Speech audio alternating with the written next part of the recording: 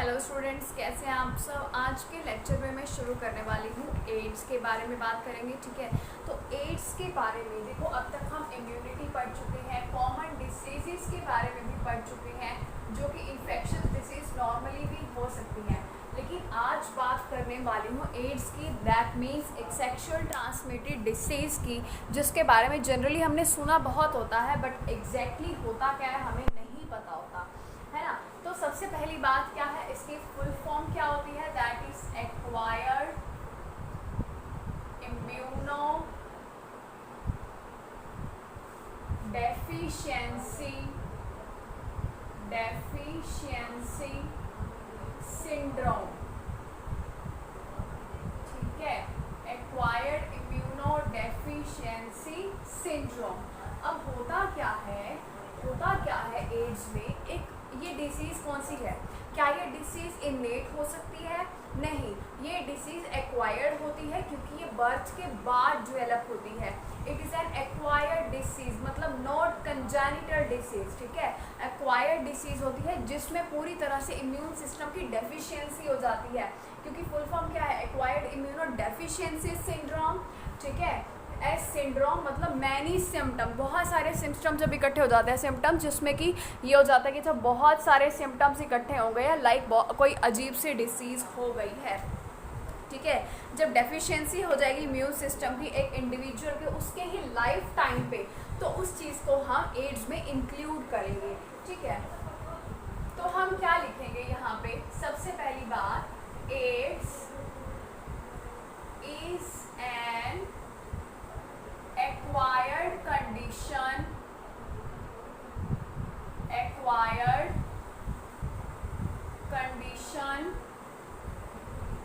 मतलब not congenital,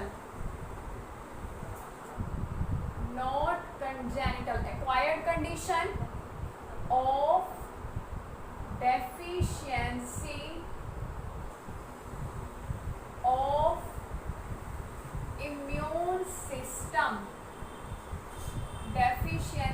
of immune system, by an individual। किसी एक इंडिविजुअल की बात की गई है कि अगर उसमें पर्टिकुलर उसकी मतलब बॉडी में इम्यून सिस्टम की डेफिशिएंसी हो जाए। ठीक है, by an individual during his life time, उसके पूरे लाइफ टाइम की बात की हुई है, ड्यूरिंग हिज लाइफ टाइम, उसके पूरे लाइफ टाइम में ऐसा अगर हो जाए कि उसके पूरे इम्यून सिस्टम की डेफिशिएंसी हो जाएगी। यहाँ पे हम ऑफ लिख देते हैं, कोई दिक्कत परेशानी इसमें कुछ भी नहीं। उसके बाद मैं बताऊंगी कि एड्स जो है सबसे पहले रिपोर्ट कब किया गया था। एड्स वाज फर्स्टली रिपोर्टेड, मतलब सबसे पहले इसके बारे में कब देखा गया था, फर्स्टली रिपोर्टेड इन 1981। कब देखा गया था, 1981। देखो, मैं अभी तक जो लिख रही हूँ एड्स के बारे में, या जो आगे कैंसर के बारे में भी पढ़ेंगे हम, जनरली थियोरेटिकली इसके बारे में पढ़ने वाला है, नथिंग एल्स। कुछ खास नहीं है इसके बारे में जो हमें याद करके रखना है, जो हमें पूरी तरह से क्रैम करके रखना है, ऐसा कुछ भी नहीं है, नॉर्मल थियोरेटिकल है। इतनी बात पता है, एक्वायर्ड कंडीशन, जब नाम ही यही है कि acquired immuno deficiency syndrome, definitely immune system की डेफिशिएंसी हो रही है, तो हमने यहाँ पे यही लिख दिया कि एक्वायर्ड कंडीशन है of deficiency of immune system of N individual during his life time. ठीक है, और ये 1981 में सबसे पहले देखा गया था, मतलब सबसे पहले रिपोर्ट किया गया था। लेकिन अगर अब बात करें तो ये ऑल ओवर द वर्ल्ड बहुत ज़्यादा स्प्रेड हो चुका है, बहुत ज़्यादा फैल चुका है। ठीक है, तो हम यहाँ पे क्या लिखेंगे, but now spreads all over the world, पूरे वर्ल्ड में फैल चुका है, एंड किलिंग, बहुत सारे लोग इससे मर भी चुके हैं, मोर देन 25 मिलियन पीपल। ठीक है, 25 मिलियन पीपल, ये चीज़ हो जाएगी कि इतने लोग अब तक मर भी चुके हैं। क्या इसमें कोई दिक्कत है? उसके बाद आता है कि ये किसकी वजह से होता है, इसको कॉज कौन करता है? Causative organism. कॉजेटिव ऑर्गेनिज्म इसका कौन सा है? Causative organism of AIDS is HIV virus. कौन सा वायरस आएगा? HIV virus. HIV वायरस का मतलब क्या हुआ यहाँ पे? HIV human immuno deficiency virus. तो यहाँ पे मैं क्या लिखूंगी? Human immuno deficiency virus. V virus, ये HIV लिख सकते हैं सीधा, HIV। इसका पॉजिटिव ऑर्गेनिज्म कौन है? HIV, मतलब ह्यूमन इम्यूनो डेफिशिएंसी वायरस। ठीक है, अब बात ये आ जाती है कि किसका मेंबर है? It is a member of retrovirus group. It is the member of retrovirus group. अब रेट्रोवायरस ग्रुप का मतलब पता है आपको? रेट्रोवायरस ग्रुप का मतलब क्या होता है? जिसमें जीनोम जो होगा वो RNA होगा, मतलब कि उसके अंदर एनवेलप क्या होगा? मैं क्या बोल रही हूँ? इट इज एनवेलप्ड विद, यहाँ पे लिख देते हैं, it is enveloped with the RNA genome. ठीक है, मतलब कि इस वायरस के अंदर जेनेटिक मटेरियल RNA है, इस वजह से इसको क्या बोला हुआ है? इसको बोला हुआ है रेट्रोवायरस ग्रुप से है ये। ठीक है, पॉजिटिव ऑर्गेनिज्म इसका कौन है? That is HIV। HIV की फुल फॉर्म क्या है? Human immuno deficiency virus. It is a member of retrovirus group and it is enveloped with the RNA genome, मतलब इसके अंदर का जो जेनेटिक मटेरियल है वो क्या है? That is RNA। कोई कंफ्यूजन तो नहीं है इसमें? बहुत ही सिंपल सी बात है। चले आगे, तो देखो अब मैं बात करूंगी नेक्स्ट इसके ट्रांसमिशन की, लाइक ये कैसे फैलता है। सपोज किसी एक पर्सन को हो गया है, ठीक है, तो किसी दूसरे से कैसे फैल रहा है? जैसे कि अभी हमें पता है कि कोरोना किसी एक को हो गया, तो वो कैसे फैल रहा है? उसके अलग अलग रीजन से, है ना, लेकिन ये कैसे फैल रहा है? This is known as sexually transmitted disease. तो इसके ट्रांसमिशन की बात करें, चलो एक बार इसको इरेज करते हैं और आगे लिखते हैं। नेक्स्ट टॉपिक आ जाएगा हमारे पास ट्रांसमिशन, कि किस तरीके से फैल रहा है।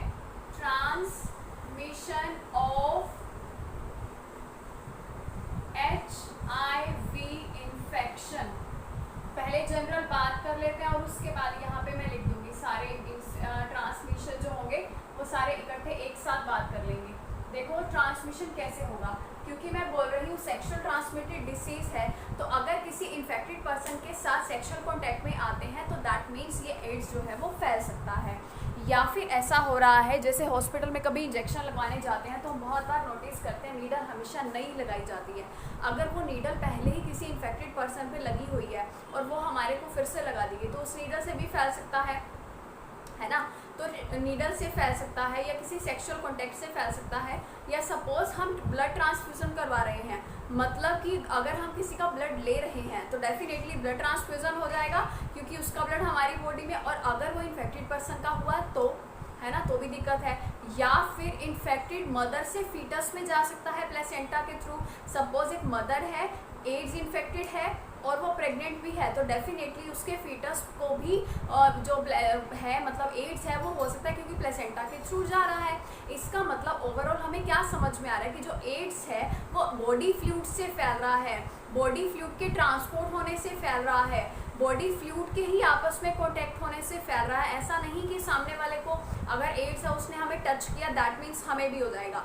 नॉर्मल टच से, नॉर्मल फिजिकल कॉन्टैक्ट से या हैंड शेक से नॉर्मली एड्स नहीं होता है। ये किससे होगा? ब्लड ट्रांसफ्यूजन से या सेक्सुअली कॉन्टैक्ट से होगा। ठीक है, और एक बात और क्या होती है, जैसे मान लो कि आज ट्रांसमिशन मतलब इन्फेक्शन हुआ, ऐसा जरूरी नहीं हुआ कि मतलब आज अगर एड्स का इन्फेक्शन हो गया किसी पर्सन में तो उसके सिम्टम्स हमें आज या कल में नज़र आ जाएंगे। ऐसा भी हो सकता है कि जो टाइम पीरियड है between infection and the appearance of symptoms, मतलब कि जब इन्फेक्शन हुआ तब से लेके जब सिम्टम्स नज़र आने शुरू हुए हैं उसके बीच का जो टाइम पीरियड है वो 5 to 10 ईयर्स भी हो सकता है। कि चलो 5 साल पहले से एड्स हो रखा है, ठीक है, ऐसा भी हो सकता है। तो यहाँ पे हम लिखेंगे कि एक तो किससे हो सकता है, sexual contact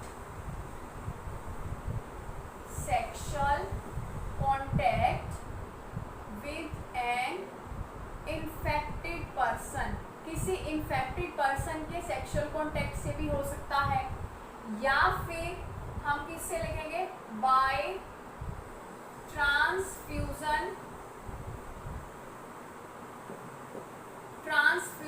of blood of an infected person, किसी इन्फेक्टेड पर्सन के साथ ब्लड ट्रांसफ्यूज हो रहा है तब भी हो सकता है, या फिर बाय शेयरिंग नीडल्स शेयर कर रहे हैं हम of an infected person. Obvious सी बात है, इन्फेक्टेड पर्सन की नीडल शेयर करने से ही होगा ना, तो किसी की भी नहीं करनी चाहिए। हमें तो नहीं पता ना सामने वाले को इन्फेक्शन है या नहीं है, नीडल शेयर कभी भी किसी की भी नहीं करनी चाहिए। इन्फेक्शन जो है, इन्फेक्शन स्प्रेड्स थ्रू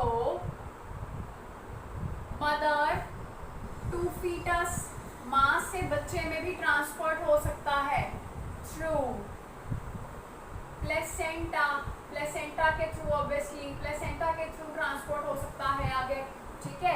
यहाँ पे हम फ्रॉम लगा देते हैं, from mother to foetus through placenta, clear है।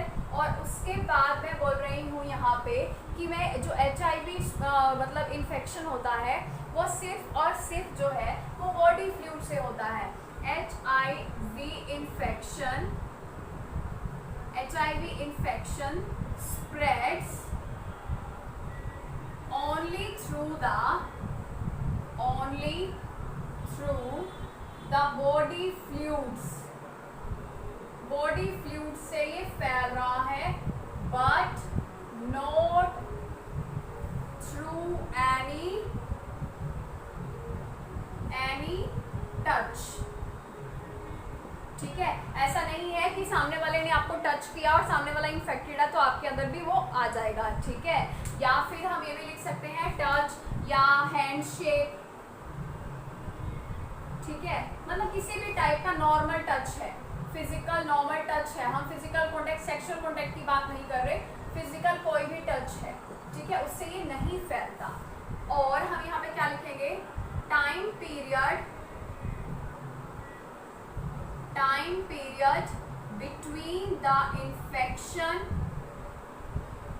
infection and appearance of symptoms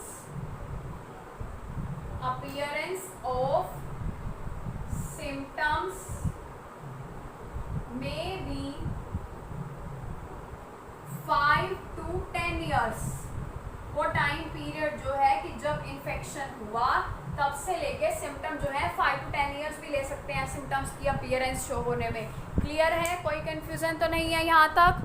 तो नेक्स्ट में इसकी किसकी बात होगी, यहाँ पे सिम्टम्स की बात कर लेते हैं। इसका सिम्टम क्या होंगे, जनरली इसके सिम्टम होंगे भी क्या, कुछ खास सिम्टम हो सकते हैं इसके, नहीं, ऐसे कुछ खास सिम्टम्स इसके बिल्कुल नहीं होंगे। यहाँ पे सिम्टम्स क्या होंगे, फीवर, डायरिया, कुछ इस तरीके के सिम्टम होंगे, ठीक है। मतलब फीवर हो सकता है, डायरिया हो सकता है, या बहुत सारे इन्फेक्शन एक साथ हो सकते हैं। क्योंकि देखो डिसीज का नाम क्या है, acquired immunodeficiency syndrome, that means person की जो इम्यून सिस्टम है वो पूरी तरह से वीक हो गया है, ठीक है। वीक होने की वजह से उसको वेरियस इन्फेक्शन भी हो सकते हैं, एक साथ बहुत सारे इन्फेक्शन भी हो सकते हैं। क्योंकि इम्यून सिस्टम तो वीक हो गया, वो कोई एंटीबॉडी तो बना नहीं रहा कि किसी एंटीजन से लड़ ले, तो डेफिनेटली उसको बहुत सारे इन्फेक्शन भी कॉज कर सकते हैं। और उसकी वजह से ऑब्वियस सी बात है उसका वेट लॉस भी हो सकता है। इतनी बात तो हमें पता है ना कि अगर नॉर्मली हमें कोई इन्फेक्शन हो जाता है, हमें नॉर्मली कोई वायरल इन्फेक्शन हो जाता है, नॉर्मली कोई फीवर हो जाता है, तो हमारी बॉडी वीक फील करने लगती है, हमारा वेट लॉस उससे भी हो जाता है। हाँ, ये नहीं कह रही 10-15 किलो कम हो जाता है, बट 1 किलो 2 किलो 3 किलो यहाँ तक हम कह सकते हैं kg तक मैक्सिमम की वेट लॉस हो जाता है अगर कुछ मेजर इन्फेक्शन हो जाता है। मतलब ऐसा नहीं कि आज बुखार हुआ कल तक वेट कम हो जाएगा, ऐसा नहीं। सपोज हमें कोई इन्फेक्शन है, 10 से 15 दिन तक हम उससे सफ़र कर रहे हैं, है ना, तो डेफिनेटली बॉडी वीक पड़ जाती है और हमारे वेट में काफ़ी फ़र्क पड़ जाता है। मैक्सिमम रहता है, कई बार ऐसा भी होता है 1 kg तक भी पड़े। अब बॉडी में अगर वेरियस इन्फेक्शन हो सकते हैं, मल्टीपल इन्फेक्शन अगर हो रखे हैं, मल्टीपल वायरस ने अटैक किया हुआ है बॉडी में, तो डेफिनेटली बॉडी का वेट लॉस होगा। और वो सब क्यों हुआ? क्योंकि बॉडी के पास इतनी एबिलिटी नहीं बची थी कि बॉडी एंटीबॉडीज़ बना दे और वो बाहर से आए एंटीजन से लड़ ले, है ना, ऐसा नहीं था। इसलिए क्या हो रहे थे, वेरियस इन्फेक्शन कॉज कर रहे थे, फीवर होता ही जा रहा था, डायरिया कंप्लीटली हो गया। ठीक है, तो ये तो हमारे थे कि जनरल एड्स होता क्या है। ठीक है, और उसके बाद हमने क्या पढ़ी कि कॉजेटिव ऑर्गेनिज्म क्या है, कैसे ये फैलता है, क्या इसके सिम्टम्स है। अब बात ये आती है कि HIV वायरस अगर बॉडी में एंटर हो जाता है तो वो क्या करता है। HIV वायरस का मतलब लाइफ साइकिल के बारे में जानने की कोशिश करते हैं कि मतलब वो अगर बॉडी में एंटर होता है तो किस तरीके की एक्टिविटीज़ कॉज करेगा, किस तरीके की एक्टिविटीज़ में परफॉर्म करेगा, लाइक क्या क्या चीज़ें जो है अंदर डिजास्टर करेगा, क्या क्या चीज़ें अंदर जाके खराब करेगा। ठीक है, उसके बारे में बात करते हैं। चलिए एक बार इसको इरेज कर देती हूँ, आगे चलते हैं। हाँ जी, देखो मैं इसकी लाइफ साइकिल के बारे में बात करना चाह रही हूँ। लाइफ साइकिल तो हम छोटा छोटा सा लिख लेंगे ताकि नीचे तक पूरा भी आ जाए। पहले मैं ये चेक कर लूँ कि आपको ऊपर तक नज़र आ रहा है। तो सबसे पहली बात क्या होती है कि HIV वायरस जो है वो बॉडी में एंटर कर गया। जो HIV वायरस था वो बॉडी में एंटर कर गया। HIV virus enters the body of person, किसी भी पर्सन की बॉडी में एंटर कर गया। क्लियर है, सबसे पहले तो यही होगा। फिर हम बताएंगे कि जो HIV वायरस होता है वो क्या होता है, क्योंकि उसके अंदर जीनोम कौन सा है, RNA है, तो हम यहाँ लिखेंगे HIV RNA जीनोम है जो इसका, RNA genome enters the macrophages, macrophages में भी वो एंटर कर गया। ठीक है, और उसके बाद क्या होता है, क्योंकि ये मैक्रोफेजिस में एंटर कर गया तो ये कोशिश क्या करेगा, HIV वायरस रेप्लिकेट्स, वहां अंदर जाके ये क्या करेगा, रेप्लिकेट्स करेगा टू फॉर्म वायरल DNA। देखो, क्योंकि अभी तक इसके पास क्या है, RNA है। हमने अब तक ये पढ़ा हुआ है कि DNA से RNA बनता है। अगर DNA से DNA बना दैट मीन्स रेप्लिकेशन, DNA से RNA बना दैट मीन्स ट्रांसक्रिप्शन, RNA से प्रोटीन्स बना दैट मीन्स ट्रांसलेशन। बट मैंने कहा था कि अगर RNA से DNA बनता है तो उसको रिवर्स ट्रांसक्रिप्शन भी बोल देते हैं। अब ये वायरस क्या करना चाह रहा है, ये वायरल DNA बनाना चाह रहा है इसके अंदर RNA बट ये DNA बनाना चाह रहा है। To form viral DNA with the help of reverse transcription,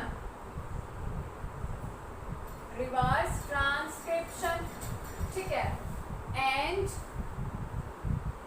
enzyme reverse transcriptase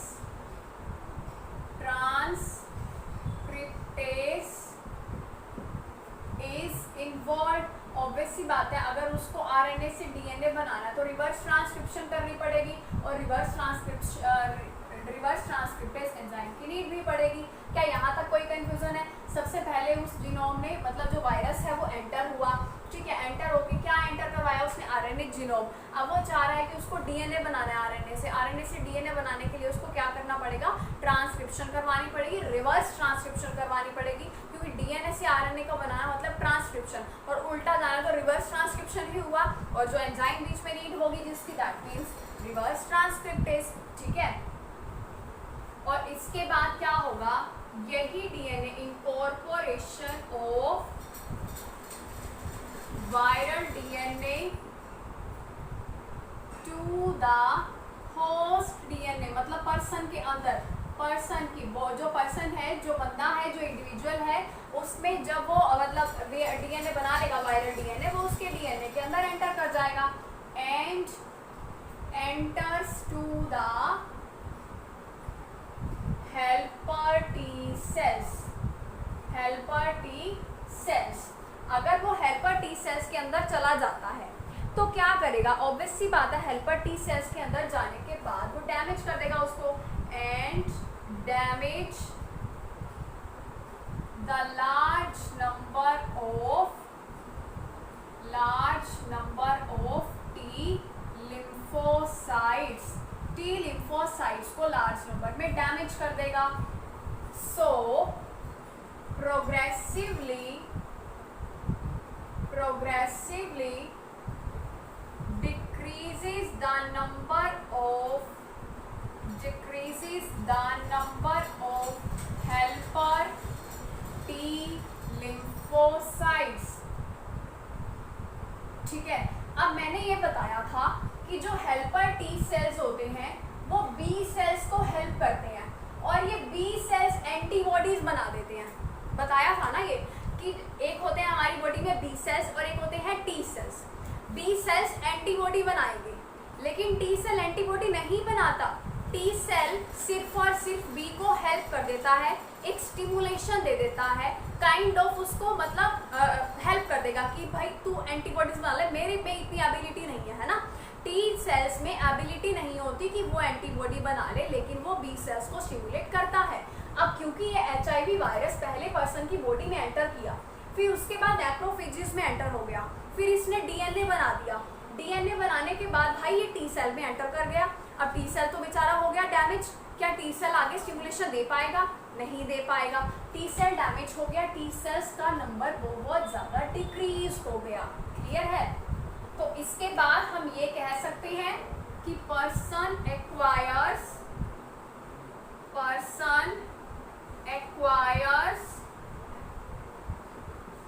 immunodeficiency condition, है ना।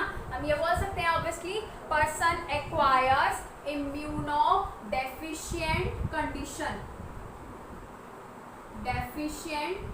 Condition and suffering from various infections, बहुत सारे इन्फेक्शन से सफ़र करता है। ठीक है, various infections which usually do not occur in a healthy individual, मतलब कि किसी हेल्दी इंडिविजुअल में वो इन्फेक्शन नहीं होते, जबकि क्या होता है जो कि किसमें हो जाते हैं, अगर किसी ऐसे इंडिविजुअल में हो जाते हैं जिसमें इम्यूनोडेफिशिएंट कंडीशन हो गई है। क्या कोई इसमें दिक्कत है? एग्जाम्पल क्या होंगे यहाँ पे, ये तो खत्म ही कर दे। अब एग्जाम्पल यहाँ पे क्या होगा, मान लो किसी माइकोबैक्टीरियम का इन्फेक्शन हो सकता है, माइकोबैक्टीरियम, कोई वायरस, कोई फंजाई एटसेट्रा, मतलब मल्टीपल इन्फेक्शन किसी भी टाइप के हो सकते हैं। क्या इसमें कोई भी दिक्कत परेशानी है? बिल्कुल भी नहीं है। अब इतने सारे इन्फेक्शन अगर एक साथ हो जाएंगे तो फाइनली क्या हो जाएगी, पर्सन की डेथ हो जाएगी। ठीक है जी, क्या इसमें कोई दिक्कत है? डेथ हो गई यहाँ पे। चलो ठीक है, तो सबसे पहले हुआ क्या, HIV बॉडी में एंटर करेगा। HIV बॉडी में एंटर करने के बाद वो हमारी बॉडी के मैक्रोफेजेस में एंटर कर जाएगा। मैक्रोफेजेस में एंटर करने के बाद उसकी कोशिश क्या रहेगी कि अब मैं डीएनए बना लूँ, क्योंकि है तो उसके पास RNA, ये डीएनए बनाएगा किसकी हेल्प से? देखो सेंट्रल डोग्मा थ्योरी याद नहीं है क्या? सेंट्रल डोग्मा थ्योरी क्या थी? डीएनए से RNA बनता है और RNA से प्रोटीन्स बनते हैं। ठीक है, और ये डीएनए से RNA दोबारा भी बन सकता है। डीएनए से RNA का बनना ट्रांसक्रिप्शन था, RNA से प्रोटीन का बनना ट्रांसलेशन था। तो क्या RNA का डीएनए से दोबारा बनेगा, तो क्या मैं उसको रिवर्स ट्रांसक्रिप्शन नहीं बोल सकती? डेफिनेटली बोल सकती हूँ, इसको रिवर्स ट्रांसक्रिप्शन हो जाएगा। ये हमारे पास रिवर्स ट्रांसक्रिप्शन प्रोसेस जो कि HIV वायरस करेगा, जब उसके पास RNA है तो वो डीएनए बनाने की कोशिश करेगा और वो फिर क्या करेगा, उसके होस्ट के अंदर चला गया। देखो कितना चालू निकला ये, पहले इसने वायरल डीएनए बनाया, फिर ये होस्ट के डीएनए के अंदर एंटर कर गया और फाइनली उसके हेल्पर टी सेल्स के अंदर एंटर कर गया। इसने हेल्पर टी सेल्स के ऊपर ये अटैक क्यों किया?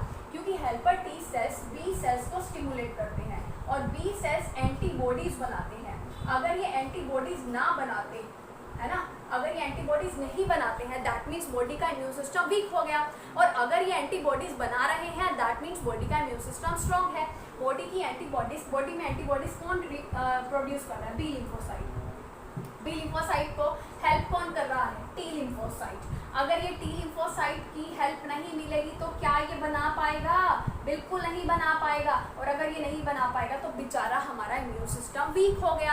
हमारा इम्यून सिस्टम का वीक होना दैट मीन्स हमें कोई भी वायरस कभी भी आके अटैक कर सकता है ना। ऐसा होता है ना, अगर हमारी इम्यूनिटी वीक है तो हम, जैसे कि जो हमारे ग्रैंड पेरेंट्स होते हैं या सुपर ग्रैंड पेरेंट्स होते हैं, मोस्टली उनको कभी बुखार हो रहा है, कभी उनको कुछ दिक्कत है, कभी उनको सिर दर्द है। ऐसा क्यों? क्योंकि हमारे कंपैरिजन में एज्ड पीपल जो होते हैं उनकी इम्यूनिटी वीक होती है, उनको कभी भी कोई भी वायरस इन्फेक्ट कर देता है, क्योंकि बॉडी एंटीबॉडीज बनाना कम कर देती है, क्योंकि बॉडी का इम्यून सिस्टम कहीं ना कहीं वीक हो जाता है। आप कंपेयर कर लेना, क्या आपकी बॉडी और आपके जो सुपर ग्रैंड पेरेंट्स लगा लो, पर नानी या नानी टाइम वाले नानी दादी जो हैं, क्या वो बीमार नहीं होते? ऑब्वियसली ज़्यादा बीमार होते हैं, उनकी गलती नहीं है, ऐसा नहीं कि वो ऐसे ही बोलते रहते हैं, वो सच में हो जाते हैं, क्योंकि उनका immune system age by age, हमारा भी ऐसे हो जाएगा, जैसे जैसे हमारी एज बढ़ेगी हमारा इम्यून सिस्टम वीक हो जाएगा। इसका रीज़न क्या है?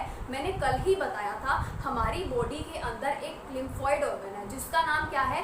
थाइमस। जिसका नाम क्या है? थाइमस। थाइमस क्या प्रोड्यूस कर रहा है? T lymphocyte. टी लिम्फोसाइट किसकी हेल्प करता है? बी लिम्फोसाइट की। बी लिम्फोसाइट क्या करता है? एंटीबॉडीज बनाता है ना। और वो थाइमस जो है जैसे जैसे एज बढ़ती है उसका साइज कम होता जाता है, और अगर उसका साइज कम हो गया तो डेफिनेटली एंटीबॉडीज कम बनाएगा। क्लियर है मेरा पॉइंट? कोई कंफ्यूजन नहीं? तो ये हो गया HIV का लाइफ साइकिल। एक बार मैं इसको इरेज कर देती हूँ और आगे चलते हैं। नेक्स्ट चीज आती है डायग्नोस्टिक टेस्ट, कि हमें पता कैसे चलेगा। सपोज हमें शक है कि हमें बहुत सारे इन्फेक्शन हो रहे हैं, मतलब हमारा जो है इम्यून सिस्टम वीक होता जा रहा है, तो डेफिनेटली हमें टेस्ट कराना पड़ेगा। हमें टेस्ट तो कराना पड़ेगा ना कि क्या हमें एड्स है या नहीं है। तो इसके लिए हम डॉक्टर पास जाएंगे। डॉक्टर टेस्ट कौन सा करेगा? डॉक्टर टेस्ट जो करेगा उसका नाम होता है एलिजा। एलिजा मतलब एंजाइम लिंक्ड इम्यूनो सोर्बेंट एसे। ठीक है, एंजाइम लिंक इम्यूनोसोर्बेंट एसे, ये वाला जो टेस्ट है इसके थ्रू हम डायग्नोस कर सकते हैं, मतलब हम पता लगा सकते हैं कि क्या इस पर्सन को एड्स है या नहीं है। क्लियर है? जैसे वायरल टेस्ट पढ़ लिया हमने, या कोई भी टेस्ट होते हैं जिनके थ्रू बीमारी का पता चल जाता है, उसी तरीके से एलिजा टेस्ट है जिसके थ्रू हमें क्या पता चल जाता है कि इस पर्सन में एड्स है या नहीं है। देखो अब मैं बात कर रही हूँ कि मान लो जो वायरस है, वायरस जो है, वायरस हमारी बॉडी पे अटैक कैसे करता है।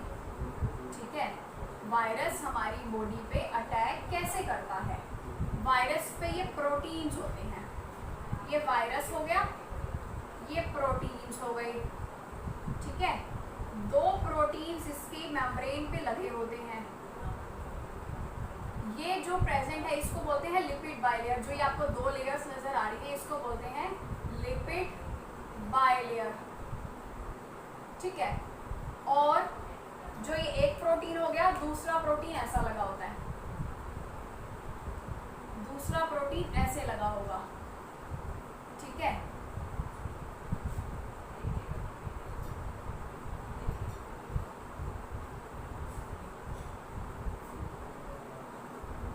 ये दूसरा प्रोटीन हो गया। अब आता है, इसको तो बोलते हैं हम अनदर प्रोटीन, अनदर प्रोटीन, और इसको हम बोलते हैं ट्रांसमेम्ब्रेन प्रोटीन, ट्रांसमेम्ब्रेन प्रोटीन। इस प्रोटीन का काम क्या होता है? Protein helps in contact with the lipid membrane of virus, lipid membrane of virus, lipid membrane with the virus lipid membrane to Rs लिख दो, to Rs lipid membrane। Rs भी लिख सकते हैं या फिर पर्सन भी लिख सकते हैं, जिस पर्सन में वो इन्फेक्शन कर रहा है। लिपिड मेम्ब्रेन कि मतलब हमारी बॉडी में भी जो लिपिड मेम्ब्रेन होगी और इसकी बॉडी में भी जो इसकी जो लिपिड है आउटर लेयर, उसके आपस में कॉन्टैक्ट बनाने की कोशिश करता है। क्लियर है? ये क्या करता है? अब इसके अंदर ना ग्लाइकोप्रोटीन्स प्रेजेंट होते हैं। ग्लाइकोप्रोटीन्स कौन से? इसके अंदर होते हैं 121 ग्लाइकोप्रोटीन्स और इसके अंदर होते हैं 40 ग्लाइकोप्रोटीन्स। इस बात को ना ध्यान से सुन लो, क्योंकि एनसीईआरटी में ना इसका जस्ट जिक्र किया हुआ है और इस पे एमसीक्यू निकल आता होता है। एनसीईआरटी में जस्ट जिक्र किया हुआ है, एक्सप्लेन शायद नहीं किया हुआ। ट्रांसमेम्ब्रेन प्रोटीन के अंदर 40 ग्लाइकोप्रोटीन है, अनदर प्रोटीन के अंदर 121 ग्लाइकोप्रोटीन है। टोटल हो गए हमारे पास 161। This is another protein, this is transmembrane protein, this is lipid bilayer. इस प्रोटीन का काम सिर्फ इतना है कि ये हमारी और वायरस के लिपिड मेम्ब्रेन को कॉन्टैक्ट करने में कोशिश करेगा। ठीक है? और ये जो वायरस होता है, ये जो वायरस होता है, इसके पास क्या होता है? Virus has CD4 positive molecule. क्या है इसके पास? CD4 positive molecule. अब जो मैं ये बात बताने जा रही हूँ, CD4 मॉलिक्यूल ये क्या है? 5 स्टार पॉइंट क्वेश्चन है एमसीक्यू पॉइंट ऑफ व्यू से। नोट करो, 5 स्टार पॉइंट 90% होता है, चांसेस रहते हैं इसके कि ये पूछ लिया जाता है। ये क्या होता है? क्योंकि इसके पास ये मॉलिक्यूल है, इसकी वजह से ये क्या कर सकता है? हमारी बॉडी के 6 टाइप ऑफ सेल पे अटैक कर सकता है। तो मैं यहाँ पे क्या लिखूंगी? Because of CD4 positive molecule it can attack to our body's 6 type of cell, हमारी बॉडी के 6 टाइप्स ऑफ सेल पे ये अटैक कर सकता है। ठीक है? जो कौन कौन से होते हैं? First one is helper T cell. Helper T cell के बारे में पता है क्या होता है? एक होते हैं मोनोसाइट्स, मोनोसाइट्स जो कि कहाँ होते हैं? ब्लड में होंगे। एक होते हैं मैक्रोफेजिस, एक होते हैं माइक्रोग्लिया जो कि कहाँ है? सेंट्रल नर्वस सिस्टम में। और एक होते हैं डेंड्रिटिक सेल्स और एक होते हैं लैंगरहैंस। ठीक है? सॉरी, ये 6 टाइप ऑफ सेल्स जो होते हैं, CD4 मॉलिक्यूल सबसे पहले इन पे अटैक करता है। अब आप सोच के देखो कि ये इस HIV वायरस का काम क्या है? हमारी बॉडी का इम्यून सिस्टम खराब करना, और इसने हमारे 6 टाइप के सेल्स को पूरी तरह से डैमेज कर दिया। 6 टाइप के सेल कौन से हैं? ये एंटीबॉडीज बनाने में इनडायरेक्टली हेल्प कर रहा है, ये ब्लड में सर्कुलेट हो रहा है, ये सारे के सारे फॉरेन एजेंट को खाता है। मैक्रोफेजिस फैगोसिटिक नेचर में होता है ताकि बाहर से कोई भी एंटीजन आ जाए तो उसको ये मार देगा। ये ब्रेन में प्रेजेंट है, ये न्यूरॉन्स में है। ये लैंगरहैंस जो हमारे पेनक्रियास के सेल्स हो गए, एक हिसाब से पूरी बॉडी के सेल्स को पूरी तरह से ख़राब करके रख दिया। इस वजह से हमारा इम्यून सिस्टम ख़राब हो जाना बहुत ज़्यादा क्वाइट ऑब्वियस हो जाता है। क्लियर है? तो इसके बारे में क्वेश्चन बन जाता है, इस पे क्वेश्चन डेफिनेटली बन जाता है। सब्जेक्टिव भी बन जाता है और ऑब्जेक्टिव भी बन जाता है। मैं ये नहीं कह रही कि सिर्फ ऑब्जेक्टिव बनेगा, सब्जेक्टिव भी बन सकता है। कोई 2 या 3 नंबर में जो कंसेप्चुअल क्वेश्चन होते हैं, ये हमारे पास 5 स्टार पॉइंट वाला कंसेप्ट है। ठीक है? इसको बहुत अच्छे से याद रखना। ठीक है? तो चले आगे फटाफट से। लेक्चर का टाइम ऑलरेडी जो है हमारा ख़त्म हो चुका है।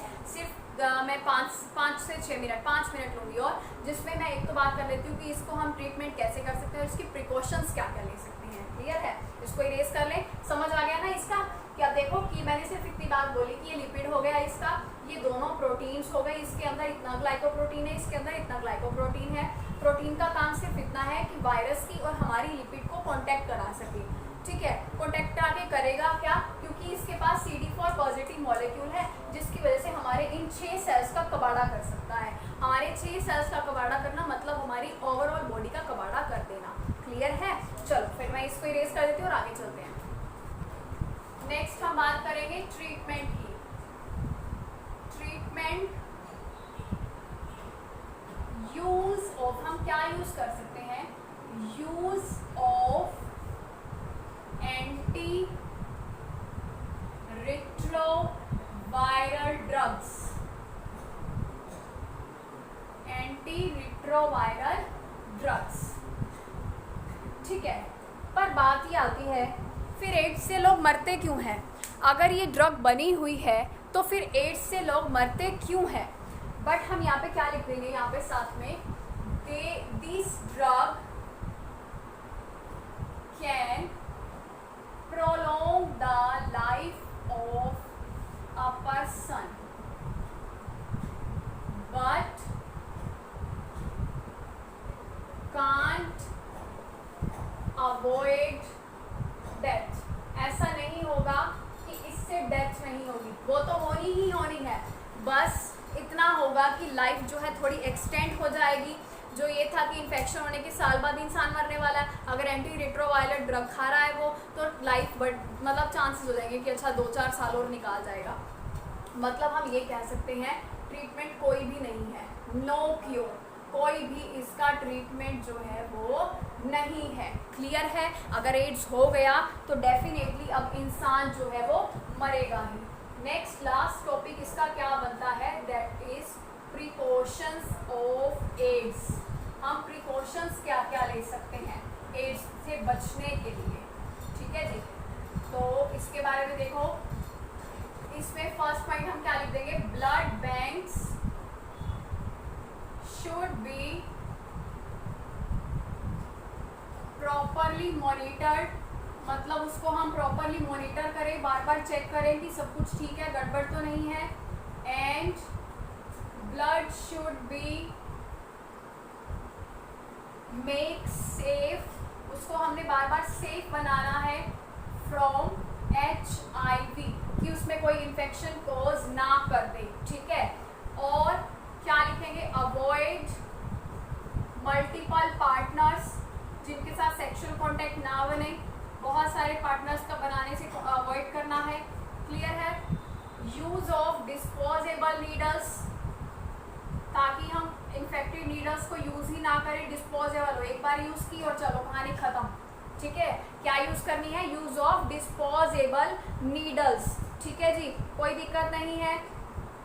और ड्रग एब्यूज जो है, ड्रग एब्यूज मतलब जो ड्रग एडिक्शन हो रखी है, drug abuse should be effectively control. अब बात ही आ जाती है, बहुत सारे बच्चों के मन में क्या होता है, यहाँ पे आके कंफ्यूजन हो जाती है कि ड्रग एब्यूज का यहाँ से क्या लेना देना, ड्रग एब्यूज का लेना देना यहाँ पे है। चलो यहाँ से पता चल गया, ब्लड वाली बात क्योंकि ट्रांसमिशन में लिखी थी, ये वाली बात भी ट्रांसमिशन में लिखी थी, ये वाली भी, अगर हम इन चीज़ों को अवॉइड करेंगे डेफिनेटली इसकी प्रिकॉशंस होगी। बट बात यह है कि ड्रग एब्यूज़ के टाइम पे बहुत सारी ड्रग्स ऐसी होती हैं जो इंजेक्शन से ली जाती हैं। अगर वही इन्फेक्शन, जो लोग ड्रग एडिक्टेड होते हैं उनको कोई लेना देना नहीं होता इस चीज़ से, हाइजीनिन से, कि भाई सारे अलग अलग नीडल्स को, अलग अलग सिरिंज को, यहाँ पे हम सिरिंज भी लिख सकते हैं इसके साथ, नीडल्स एंड सिरिंज, सब कुछ अलग अलग यूज़ करें। वो क्या करते हैं, सभी लोग जो साथ में बैठे होते हैं, जो ग्रुप में बैठे होते हैं, वो एक ही नीडल यूज़ करने लग जाते हैं, एक ही उनको रहता है कि बस एक ही से सारे करने। तो अगर उनमें से कोई एक HIV इन्फेक्टेड पर्सन है तो डेफिनेटली बाकी सबको भी हो सकता है, तो उस चीज़ को हमने क्या करना है, अवॉइड करना है, ठीक है। और हम क्या कर सकते हैं, regular checkup of HIV in susceptible population, मतलब पॉपुलेशन में बार बार हमने उसका चेकअप करवाना है, ताकि हमें पता चलता रहे कि बार बार यहाँ पे जो HIV इन्फेक्टेड पर्सन है वो कितने हैं, ताकि हम दूसरे लोगों को बचा सकें, ठीक है। और हम क्या कर सकते हैं, HIV पेशेंट्स जो होंगे उनकी प्रॉपर काउंसलिंग कर सकते हैं। एड्स पेशेंट ही लिख देती हूँ, एड्स पेशेंट्स शुड